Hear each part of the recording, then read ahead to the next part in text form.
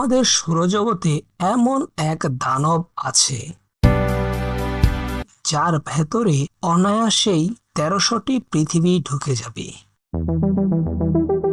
এটি কোনো পাথুরে গ্রহ নয়, বরং এটি গ্যাসের এক উত্তাল সমুদ্র। আজ আমরা কথা বলছি বৃহস্পতি নিয়ে। কেন বিজ্ঞানীরা একে ব্যর্থ নক্ষত্র বলেন,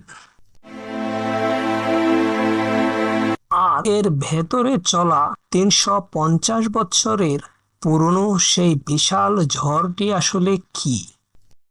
চলুন জেনে নেই বৃহস্পতির অদ্ভুত সব তথ্য। বৃহস্পতি এতই বিশাল যে একে মিনি সোলার সিস্টেম বা ছোট সৌরজগৎ বলা হয়।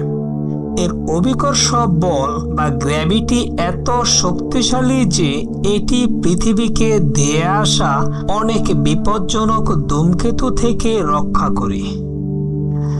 তাই একে সৌরজগতের ভ্যাকুয়াম ক্লিনার বা বডিগার্ড বলা হয়। বৃহস্পতির সবচেয়ে অদ্ভুত বৈশিষ্ট্য হলো এর গায়ের এই লাল দাগটি। এটি আসলে কোনো দাগ নয়, এটি একটি ভয়াবহ ঘূর্ণিঝড় যা গত ৩৫০ বছরেরও বেশি সময় ধরে অবিরাম গতিতে চলছে। এই ঝড়টি এতটাই বড় যে এর ভেতরে আমাদের আস্ত একটা পৃথিবী ঢুকে যেতে পারে। এখানে বাতাসের গতিবেগ ঘন্টায় প্রায় ৬০০ কিলোমিটার ছাড়িয়ে যায়।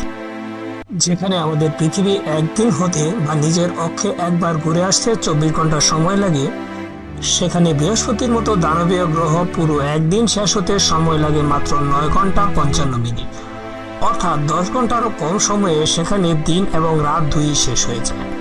আপনি যদি বৃহস্পতিতে থাকতেন তবে চোখ খুললেই দেখতে পেতেন দিন শেষ হয়ে রাত হয়ে গেছে। তবে একটা মজার ব্যাপার হলো, নিজের অক্ষে এত দ্রুত ঘুরলেও সূর্যের চারপাশে ঘুরে আসতে কিন্তু এর বিশাল সময় লাগে। বৃহস্পতির মাত্র ১ বছর সম্পন্ন হতে আমাদের পৃথিবীর প্রায় ১২ বছর সময় লেগে যায়। আর এই প্রচন্ড গতিতে অনবরত ঘোরার কারণে এই গ্রহটি নিখুঁত গোল নয়। এর উপর ও নিচ মেরু অঞ্চল কিছুটা চ্যাপ্টা এবং মাঝখানের অংশটি কিছুটা স্ফীত বা ফোলা হয়ে থাকে। বৃহস্পতির বায়ুমণ্ডলে প্রচুর হাইড্রোজেন এবং হিলিয়াম গ্যাস রয়েছে, ঠিক যেমনটা থাকে আমাদের সূর্যে। বিজ্ঞানীরা বলেন, বৃহস্পতি যদি আরো ৮০ গুণ বড় হতো তবে এটি নিজেই একটি নক্ষত্রে পরিণত হতো।